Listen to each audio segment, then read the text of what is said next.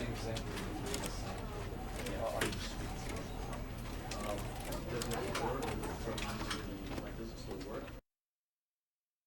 This is the story of a man named Stanley.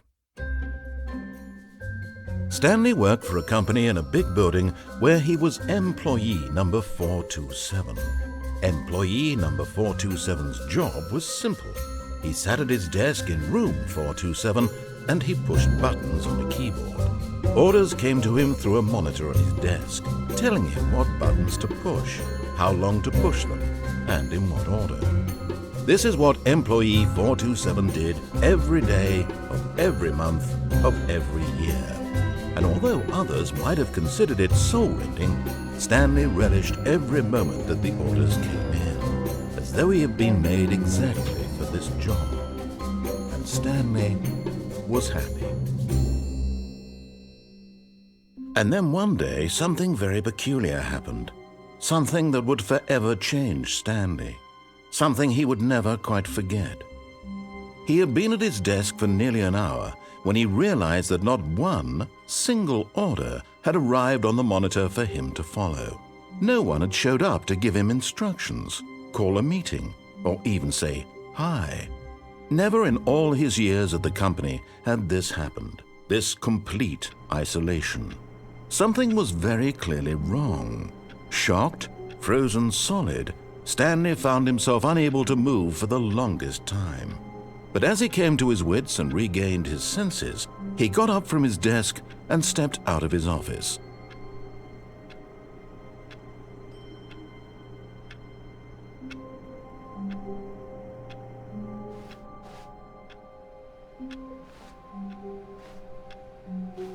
All of his co-workers were gone. What could it mean? Stanley decided to go to the meeting room. Perhaps he had simply missed a memo.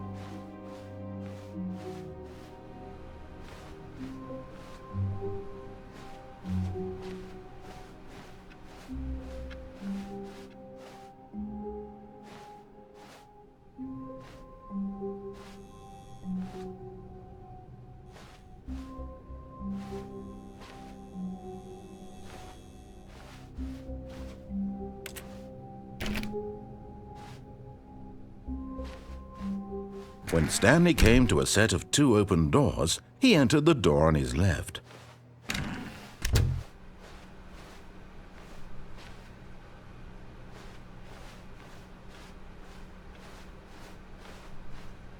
Yet there was not a single person here either. Feeling a wave of disbelief, Stanley decided to go up to his boss's office, hoping he might find an answer there.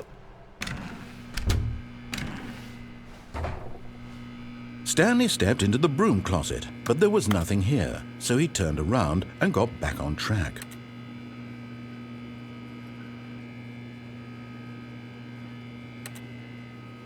There was nothing here. No choice to make, no path to follow, just an empty broom closet. No reason to still be here. Coming to a staircase, Stanley walked upstairs to his boss's office.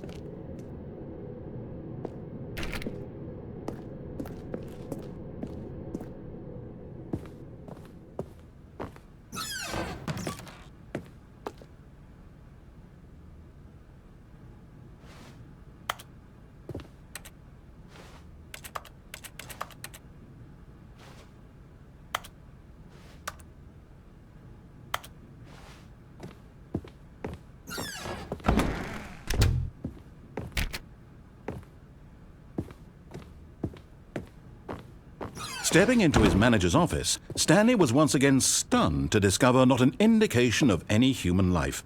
Shocked, unraveled, Stanley wondered in disbelief who orchestrated this, what dark secret was being held from him. What he could not have known was that the keypad behind the boss's desk guarded the terrible truth that his boss had been keeping from him, and so the boss had assigned it an extra secret PIN number. 2845. But of course, Stanley couldn't possibly have known this.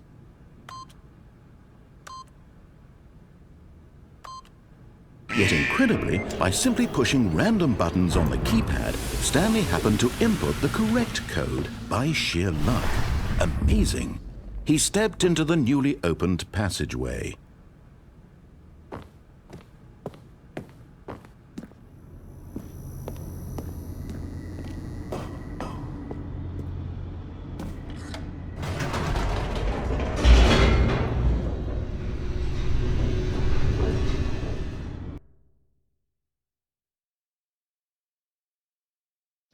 Descending deeper into the building, Stanley realized he felt a bit peculiar. It was a stirring of emotion in his chest, as though he felt more free to think for himself, to question the nature of his job. Why did he feel this now, when for years it had never occurred to him? This question would not go unanswered for long.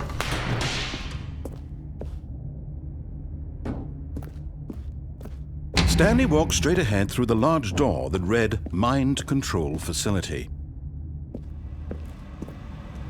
Although this passageway had the word Escape written on it, the truth was that at the end of this hall, Stanley would meet his violent death.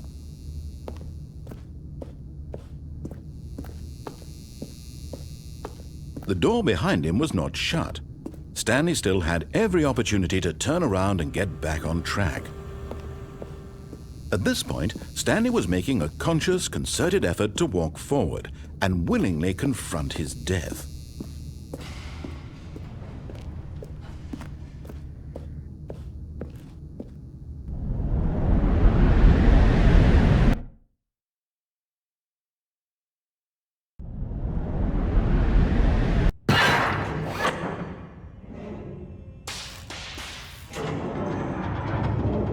As the machine whirred into motion and Stanley was inched closer and closer to his demise, he reflected that his life had been of no consequence whatsoever. Stanley can't see the bigger picture. He doesn't know the real story, trapped forever in his narrow vision of what this world is. Perhaps his death was of no great loss, like plucking the eyeballs from a blind man. And so he resigned and willingly accepted this violent end to his brief and shallow life. Farewell, Stanley.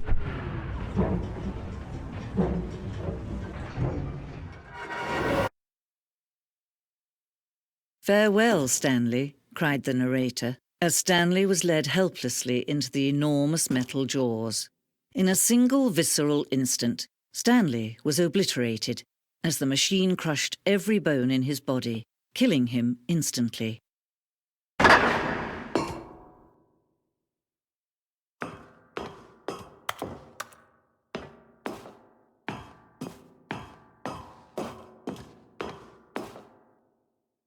And yet it would be just a few minutes before Stanley would restart the game, back in his office, as alive as ever.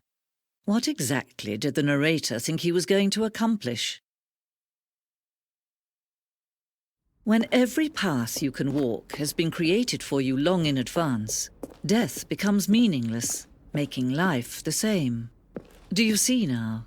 Do you see that Stanley was already dead from the moment he hit start?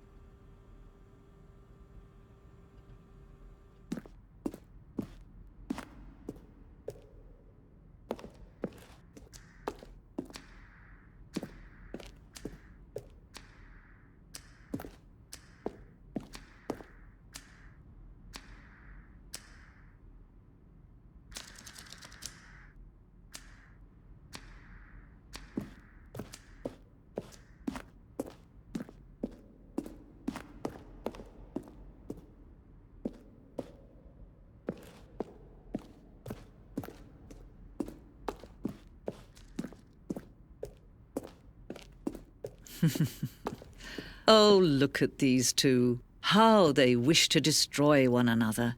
How they wish to control one another. How they both wish to be free.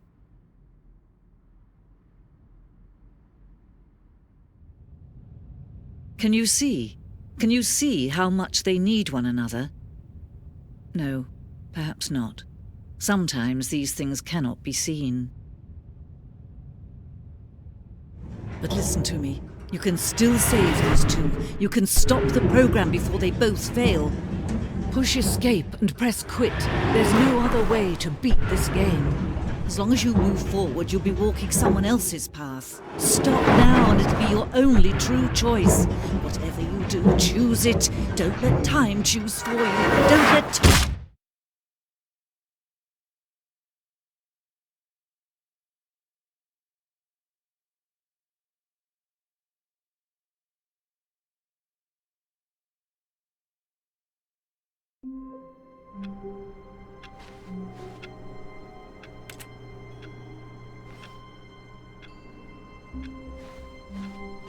All of his co-workers were gone.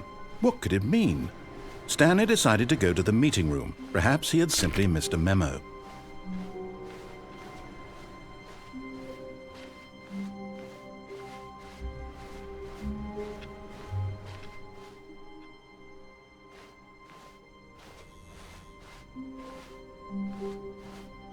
When Stanley came to a set of 2 open doors, he entered the door on his left.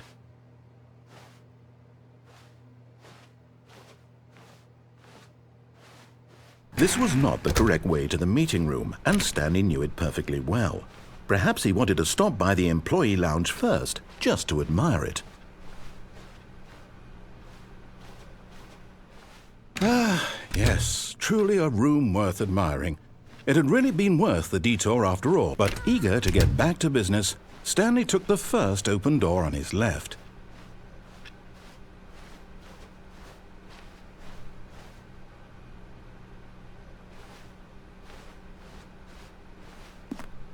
Stanley was so bad at following directions, it's incredible he wasn't fired years ago.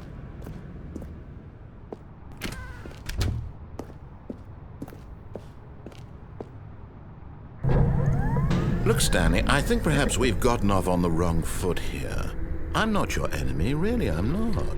I realize that investing your trust in someone else can be difficult, but the fact is that the story has been about nothing but you all this time. There's someone you've been neglecting, Stanley. Someone you've forgotten about.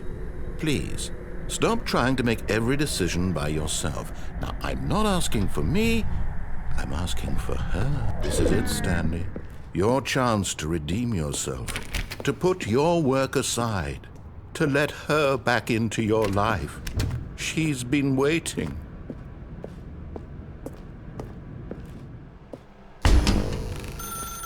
That's her, Stanley. You need to be the one to do this, to reach out to her. If you can truly place your faith in another, then pick up the phone.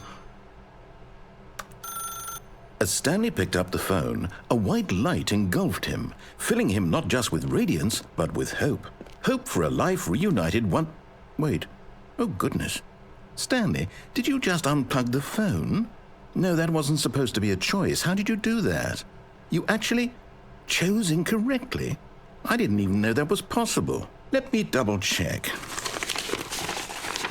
No, it's definitely here, clear as day. Stanley picks up the phone. He's taken to his apartment where he finds his wife, and the two pledge themselves to one another. Music comes in, fade to white, roll credits.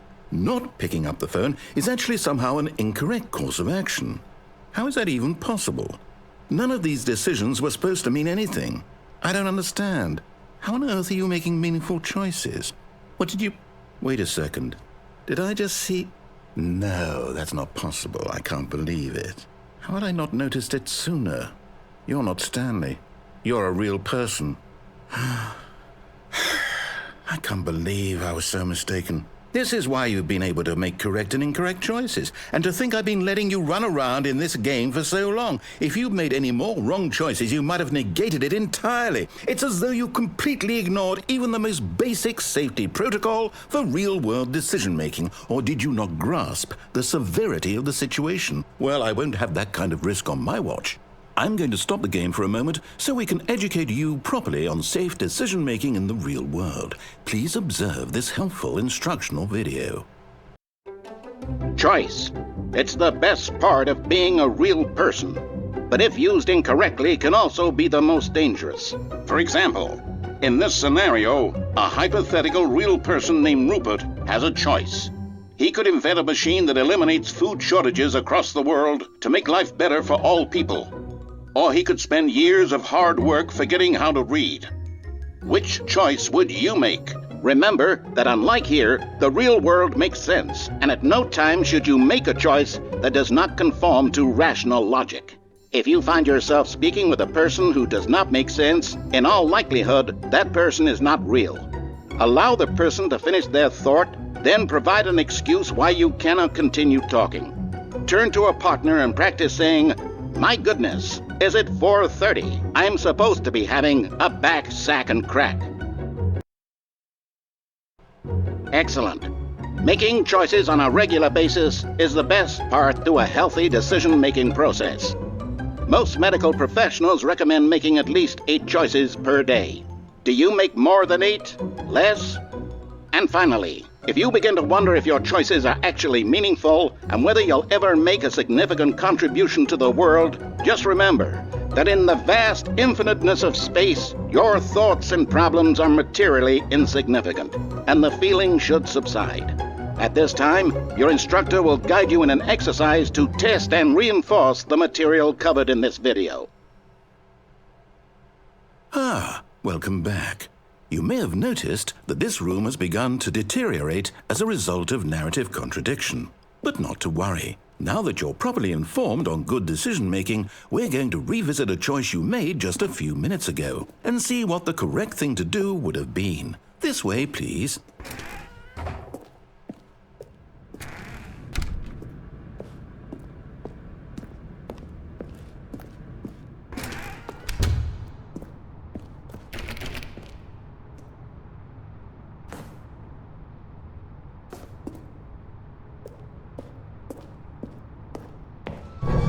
Now that we know your choices are meaningful, we can't have you jumping off the platform and dying.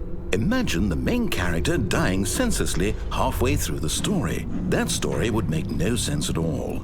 We just need to get you home as soon as possible before the narrative contradiction gets any worse. Unfortunately, it seems this place is not well equipped to deal with reality.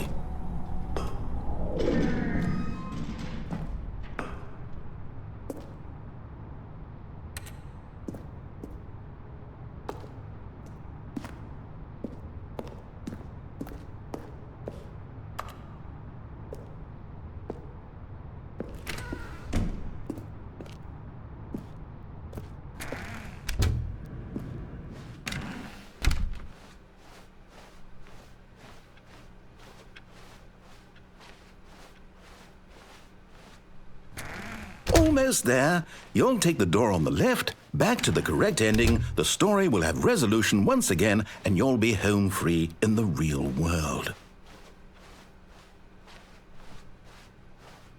Now remember, all you need to do is behave exactly as Stanley would. That means choosing responsibly and always putting the story first. I'm quite sure you'll be up to the task. Just follow my lead and you'll be fine. All right.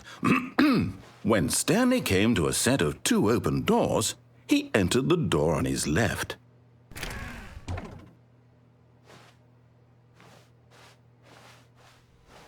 No! Why did you do that? Quickly, hurry back in the other direction. Perhaps we're not too late.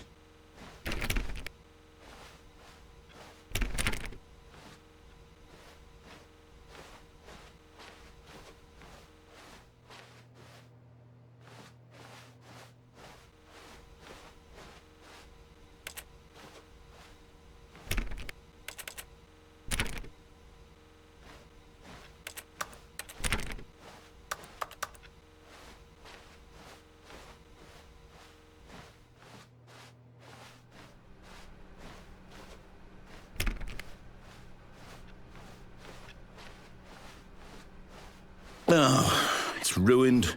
I can't believe, after everything we talked about, that my story, you've destroyed my work. Why? For what? What did you get out of that? What did you think was so special about seeing the game undone, left here like so much garbage? It's worthless now. And what am I supposed to do? Even if there were a way to continue, would it be worth it? To know that my story is now incorrect? How can I go back to that? I can't erase that knowledge. I'll have to live with it forever, reliving its impossibility forever. I couldn't live that way.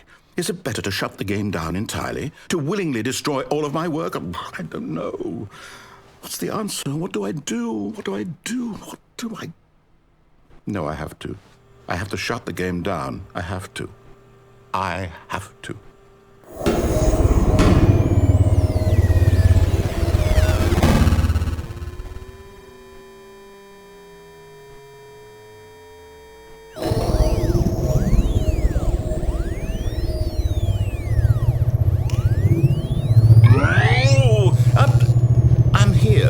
I'm still here in this pile of rubbish, with you, who thought you were so clever. Now look where we are. My entire game is destroyed. It was the only thing in the world that was mine, and you've run it into the ground. What, did you think that would be funny? You just had to see? Didn't I impress upon you how important it was to be like Stanley? He actually knows how to do what I tell him to. He understands that if I say to do something, there's a damn good reason for it. That thought hadn't even occurred to you, had it? That there's a world outside of you? You're a child. Oh, my story. If you'd just gone through the door on the left, you would have seen it. There was a whole underground facility. You would have destroyed it and been victorious. It would have been so perfect. I worked so hard on it. I tried so hard to make... behave exactly as Stanley would. That means choosing responsibly and always putting the story first. I'm quite sure you'll be up to the task. Just follow my lead and you'll be fine. All right. When Stanley came to a set of 2 open doors, he entered the door on his left.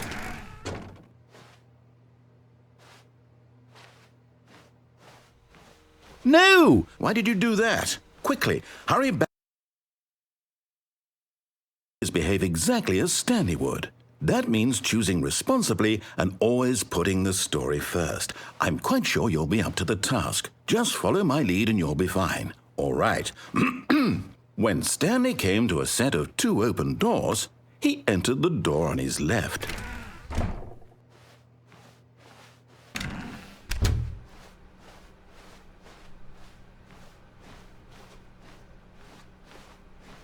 Yet there was not a single person here either. Feeling a wave of disbelief, Stanley decided to go up to his boss's office, hoping he might find an answer there. Coming to a staircase, Stanley walked upstairs to his boss's office.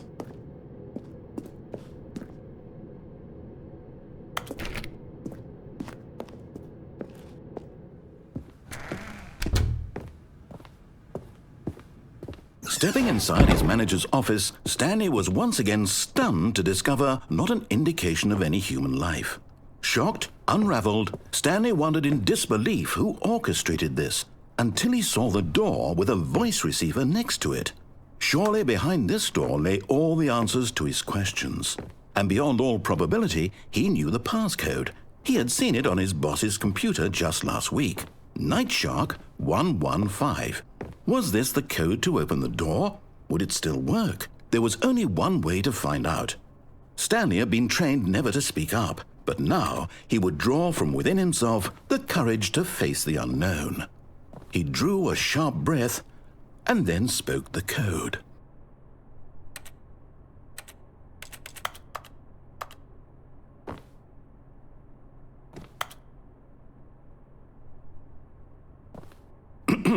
Stanley spoke the code. Nightshark 115. He spoke it into the receiver, right there on the wall.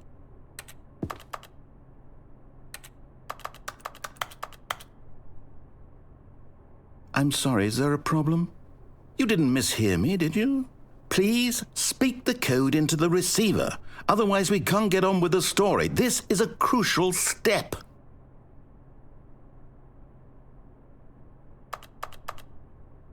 Okay, fine, you're not going to do it, but you know what? It's pretty humiliating to bring you this far, only for you to suddenly decide you have better things to do. I asked you for this one single thing, for your respect. The kind of respect Stanley shows for his choices. He knows what it means to take a story seriously. If you didn't want to see what I had to show you, then why did you come here? You had a choice, you know. You could have gone through the door on the right. You could have done whatever the hell you wanted over there. Why did you come this way? Speak. Say something to me. Explain yourself, you coward. You... When Stanley came to a set of 2 open doors, he entered the door on his left. Stanley? Hello? Are you... Is everything okay? Stanley, please. I need you to make a choice. I need you to walk through the door. Are you listening to me? Can you hear me? Is everything all right? Stanley, this is important. The story needs you. It needs you to make a decision. It cannot exist without you. Do you understand me? Whatever choice you make is just fine. They're both correct. You cannot be wrong here. We can work together. I'll accept whatever you do. I simply need you to take that step forward, please. Choose. Do something. Anything. This is more important than you can ever know. I need this. The story needs it. So, you hear me? Are you there? Are you listening to this? Stanley, are you there? Okay. It's okay, I can wait. You need time to decide. Time to make sure your choice is correct. That is the best choice. That's all right. I'll wait for you to decide what's the right thing to do. Take as much time as you need.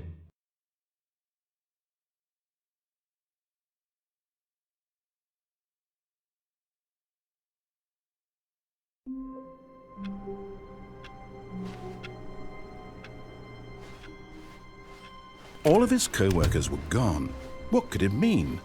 Stanley decided to go to the meeting room. Perhaps he had simply missed a memo.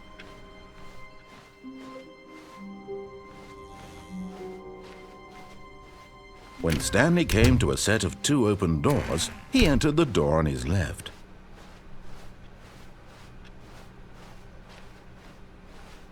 Yet there was not a single person here either. Feeling a wave of disbelief, Stanley decided to go up to his boss. Coming to a staircase, Stanley walked upstairs to his boss's office.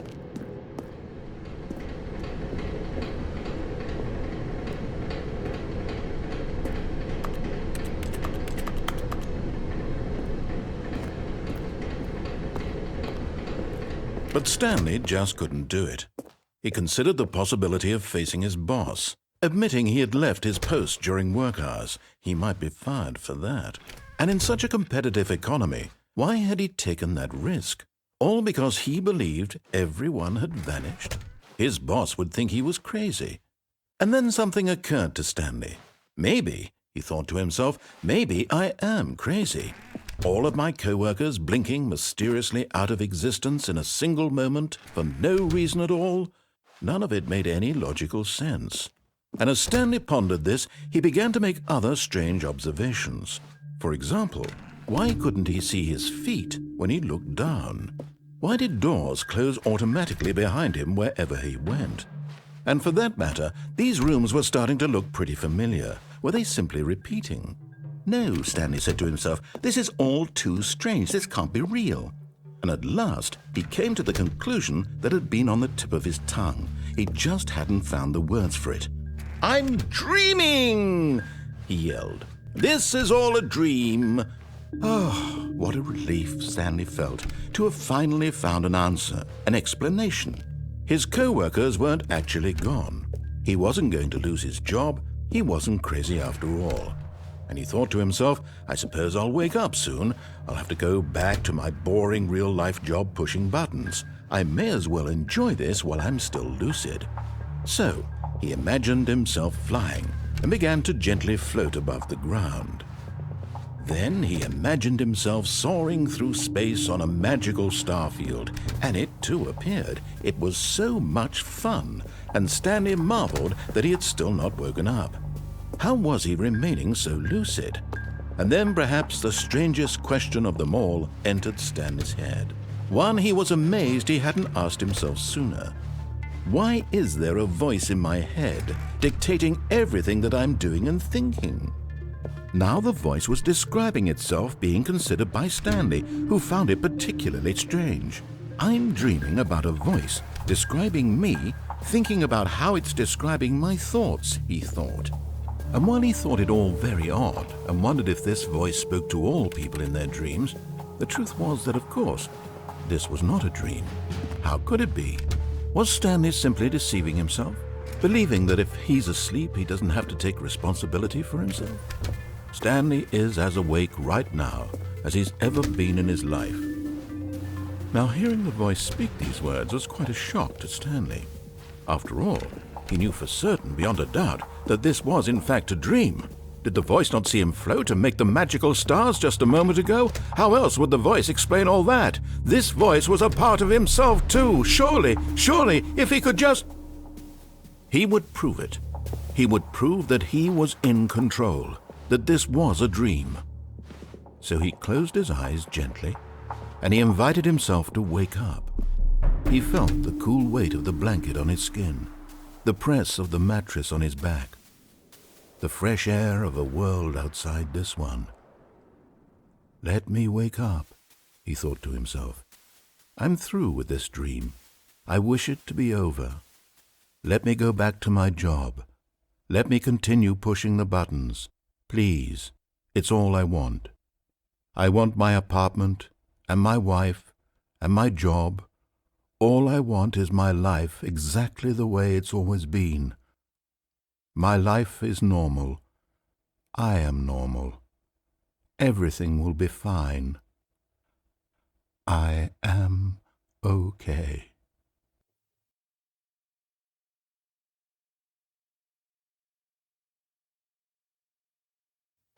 Stanley began screaming. Please, someone, wake me up. My name is Stanley. I have a boss. I have an office. I am real. Please, just someone tell me I am real. I must be real. I must be. Can anyone hear my voice? Who am I? Who am I? And everything went black.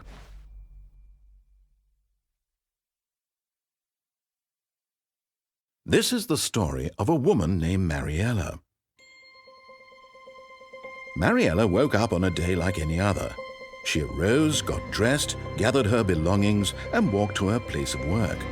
But on this particular day, her walk was interrupted by the body of a man who had stumbled through town talking and screaming to himself, and then collapsed dead on the sidewalk. And although she would soon turn to go call for an ambulance, for just a few brief moments she considered the strange man.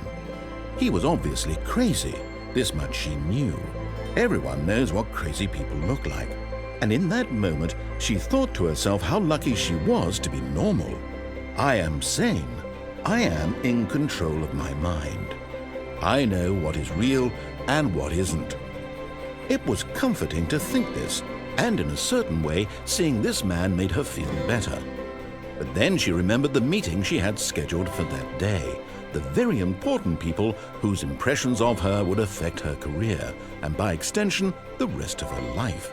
She had no time for this, so it was only a moment that she stood there, staring down at the body. And then she turned and ran.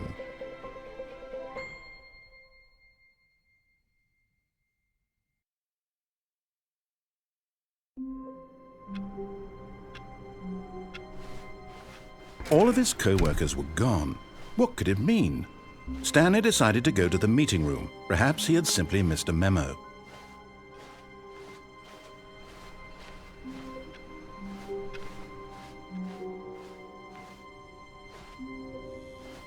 Oh, good. You noticed my sign. Yes, I have something very exciting to show you.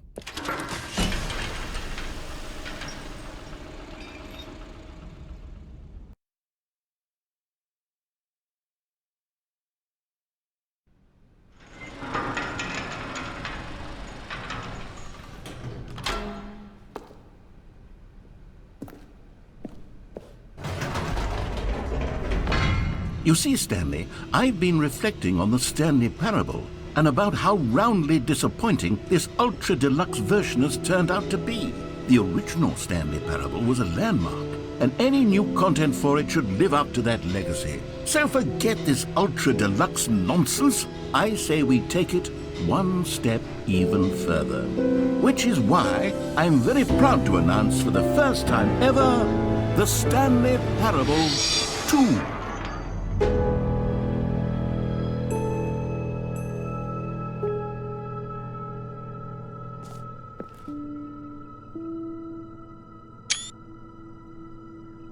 Yes, you see, isn't this far superior to a measly re-release with a few minor additions? Think of all the new territory we'll cover with a fully fledged sequel. An entirely new experience, built from the ground up. Why, there are so many possibilities. It could go in so many different directions. This is what fans have truly been asking for.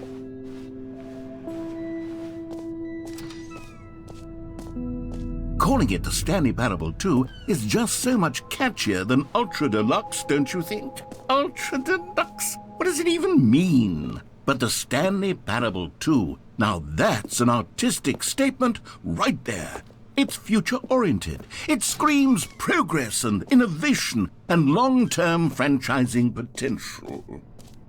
Now, to be clear, I haven't quite nailed down what exactly the Stanley Parable 2 is going to be, but let's take a look at some of the features I've been developing for it.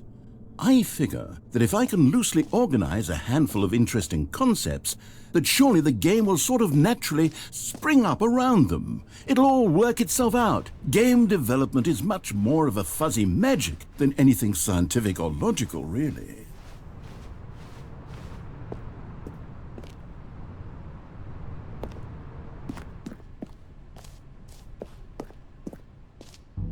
Here we are. Go on, try out some of the new features.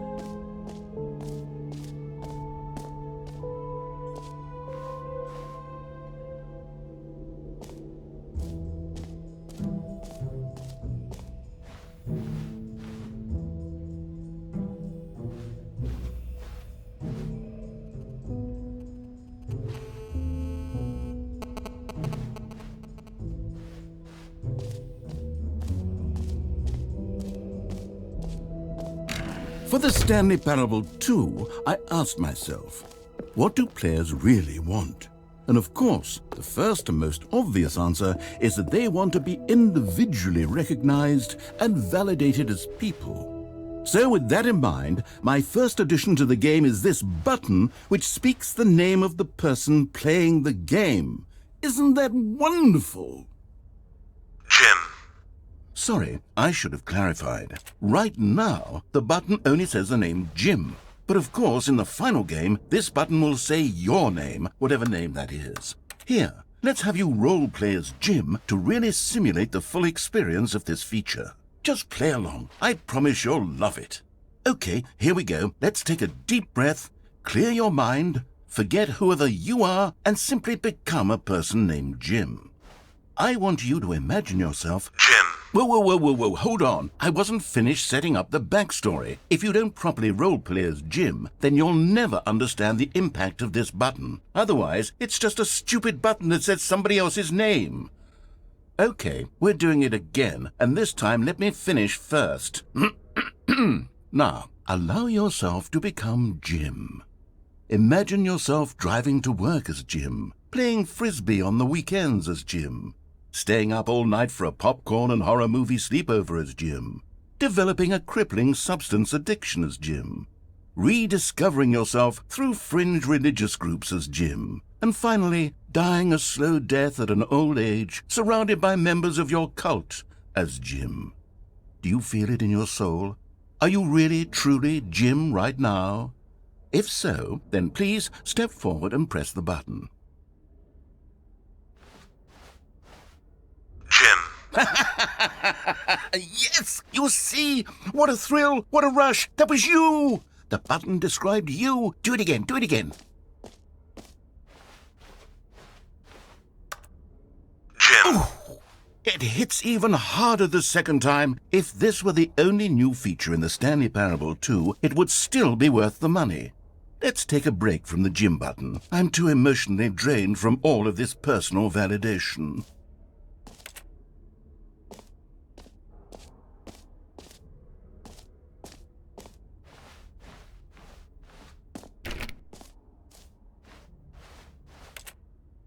Whoa there, cowboy. Sometimes a person can be too much, Jim. I'm putting the gym button away. Otherwise, soon you'll start to lose all sense of who you actually are. Jim.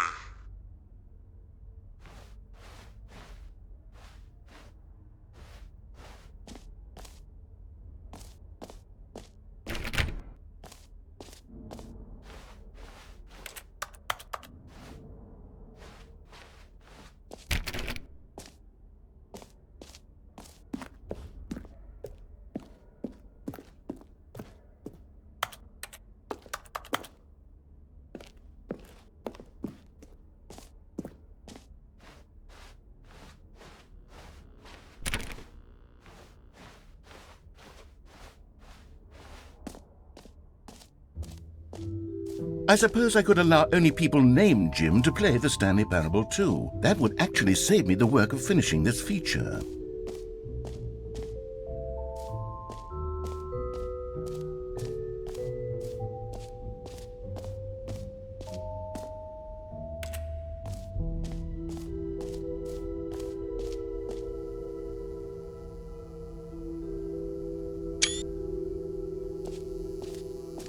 Now here's something special. You remember that broken test achievement that got left in the game on accident? Well, I'm developing a technology to simply give you the achievement. Yes. You see, you'll come to this lever. Okay, perhaps I should have clarified. This is technology that will exist. Right now, the achievement is still fully broken. I'm not a wizard, Stanley, but I guarantee it will be fixed in the sequel to at last satisfy the hordes of ravenous fans all over the world who have been uproariously demanding this feature. Gamers, we hear you, and I promise it will happen.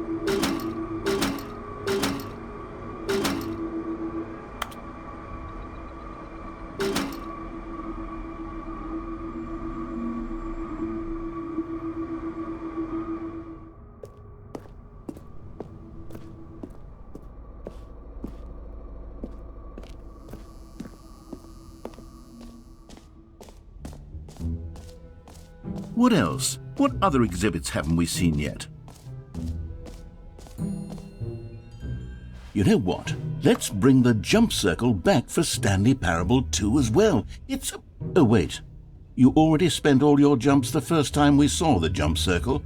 Oh well. I suppose it can just be a nice decorative piece then.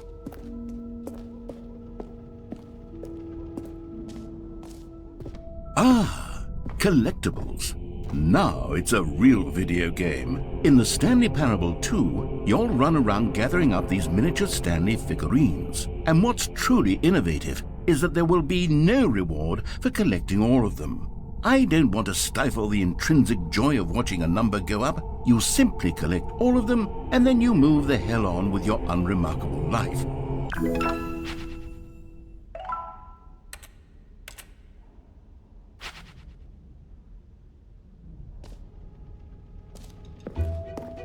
God, it really is the worst when you collect everything in a video game and then they give you a big fancy reward for it. Absolutely tragic.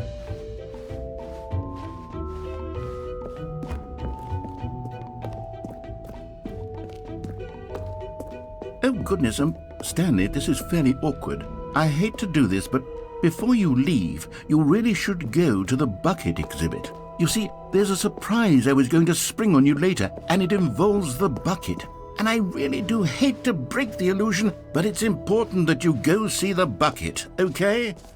All right, I'll get out of your hair now.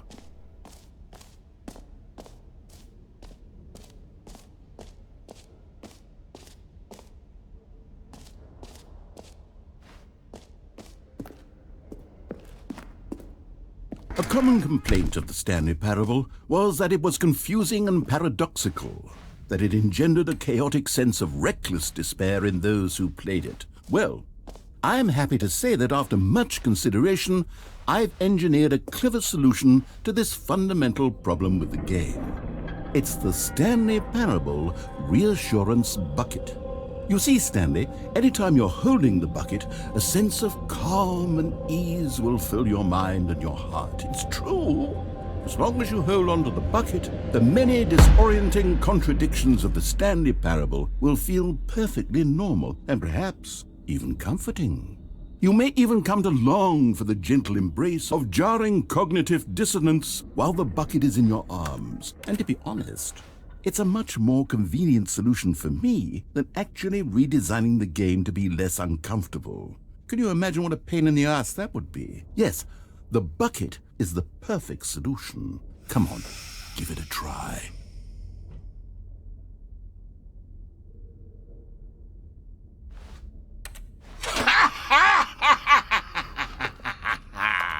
Can you feel it? The glow of comfort, even in the face of crushing despair, must already be sweeping through your body. And in fact, can I say that I do believe the bucket lends you an air of charisma as well? I think that just holding it has made you the slightest bit more attractive as a person. The benefits of the bucket seem to go on, don't they? All this and more await you in the Stanley Parable 2.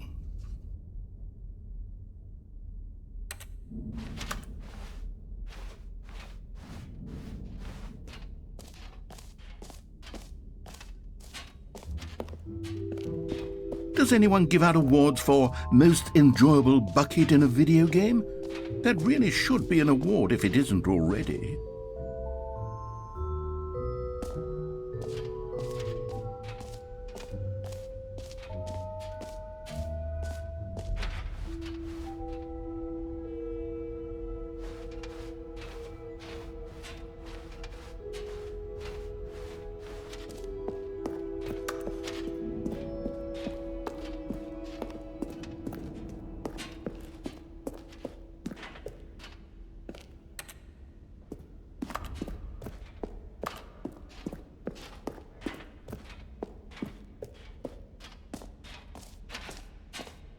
So, Stanley, what do you think?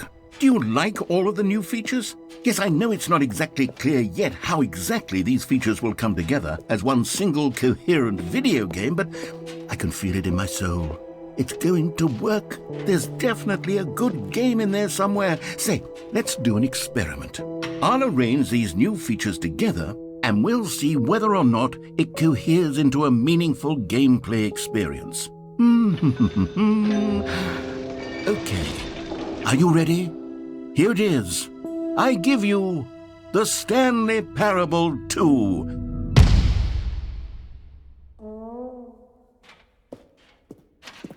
I mean, there's potential here, right? It's sort of... Okay, never mind.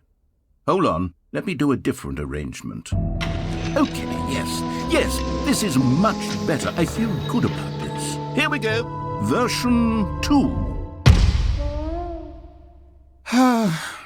Who am I kidding, Stanley? This isn't a coherent video game at all. It's a lot of gags. And I do very much enjoy creating gags, but they don't add up to anything. I wanted more than anything to create a sequel that would capture all the magic of the first game. I wanted fans to love it. No matter how good these gags are, they won't stand on their own. They would need the structure and the gameplay of the original. Wait, maybe that's it. I can take the original Stanley Parable and simply, insert a few of my new features into it. Tastefully, of course. With respect. With care for the vision and integrity of the original game. Would it possibly work? I suppose it could. But it would need a really, really tremendous title screen. A title screen that says with bold and uncompromising conviction, "This is the Stanley Parable 2. Let me see if I can whip something up. All right, perfect. Go ahead. Take a look.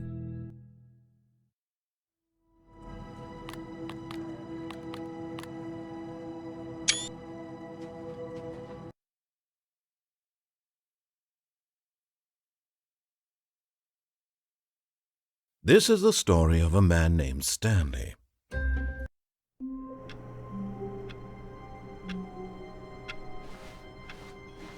All of his co-workers were gone. What could it mean? Stanley decided to go to the meeting room. Perhaps he had simply missed a memo. Stanley went around touching every little thing in the office, but it didn't make a single difference, nor did it advance the story in any way.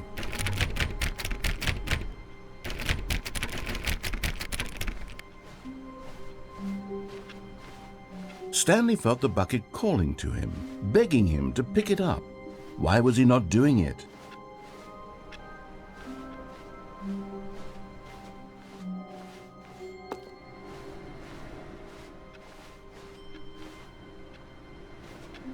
No matter how hard Stanley looked, he couldn't find a trace of his co-workers.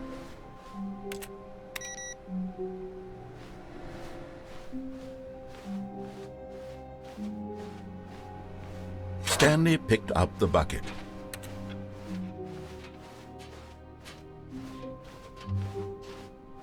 Stanley clutched the bucket tightly to his chest and entered the door on his left.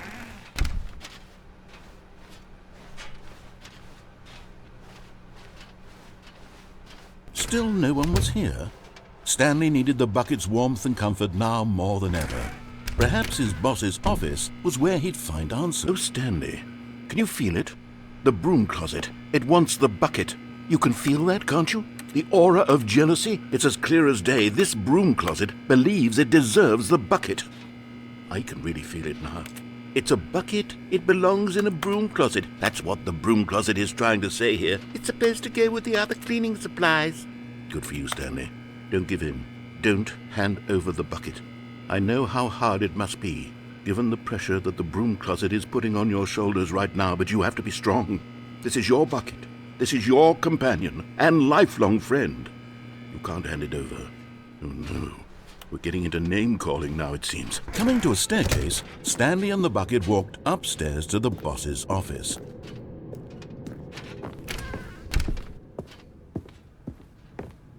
Stepping into his manager's office, Stanley was once again stunned to discover not an indication of any human life. Crushed by the weight of this revelation, but Stanley guessed the correct code by sheer luck. Was it that the bucket knew all along? Was the bucket guiding him? Yes, this is certainly the most logical explanation.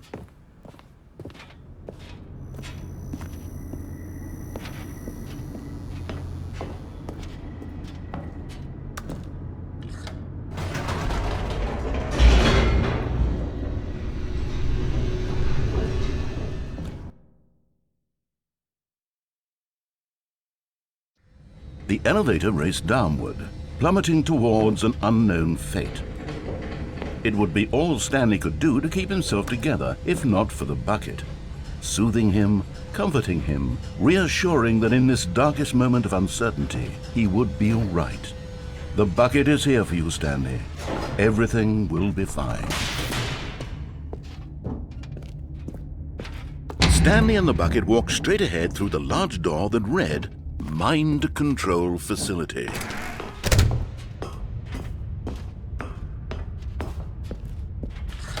The lights rose on an enormous room packed with television screens.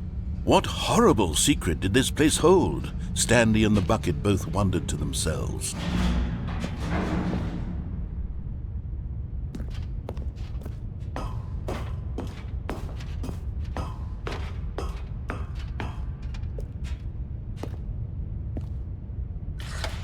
The monitors jumped to life, and Stanley nearly dropped the bucket in shock. Everyone in the office was being videotaped, monitored like guinea pigs. The bucket had never seen anything like this, and it very nearly burst into tears as Stanley cradled it gently, reassuring it that everything would be fine. Was the bucket under the mind control facility's influence as well? Had the bucket been told to do things it didn't wish to do? What kinds of things does a bucket want to do or not want to do in the first place? These questions raced furiously in Stanley's feeble mind. No! He screamed into the bucket. He couldn't accept it. His own life in someone else's control. Never! He squeezed the bucket tighter. His one friend in the entire world. At this point, he could trust no one except for the bucket.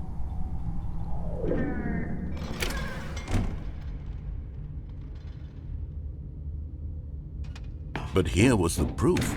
The heart of the operation. Controls labeled with emotions, happy or sad or content. Walking, eating, working, all of it monitored and commanded from this very place. And as the cold reality of his past began to sink in, Stanley decided that this machinery would never again exert its terrible power over another human life. For he and the bucket would dismantle the controls for good. Two best friends, Stanley and the bucket, up against the world. They high-fived in a really cool way, and the bucket made a sassy comment about taking down the system.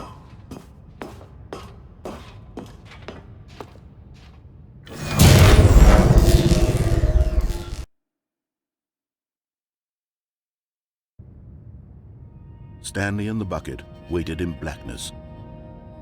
Was it over? Yes, they had done it. Stanley and the bucket had defeated their greatest and darkest enemy, freed themselves from the tyrannical grip of the evil mind control machine. Freedom was now mere moments away. Excitedly, the two of them began to discuss the kind of life they wanted to live once they stepped through this massive door. The bucket wanted to learn to roller skate. Stanley wanted to sneeze in every country on Earth. Both of them wanted to begin watching a movie, any movie, but then stop it halfway through and begin watching it in reverse from the end. True, it was a simple life they envisioned, but it was one they'd lived together, with one another to lean on, to trust, to support. What? Wait. What was happening? Why had the door stopped? Was Stanley and the bucket not about to be freed? An unbearable silence filled the room, lingering in uncertainty, until finally the truth hit Stanley square in the face. This building did not want the bucket to leave. Even the facility itself recognized the incredible calming presence of the bucket, needed the soothing warmth of the bucket, would go to any lengths not to part with the bucket. No. Stanley can't leave this place, not while he has such a precious bucket in his arms. Not while this building has anything to say about it. Stanley realized he would never again leave this very room. But at least he has the bucket. To be trapped eternally in darkness isn't really so bad, Stanley thought to himself. As long as I have my bucket with me, right? I'll be okay, won't I? Stanley gulped. Very soon now, he was about to find out.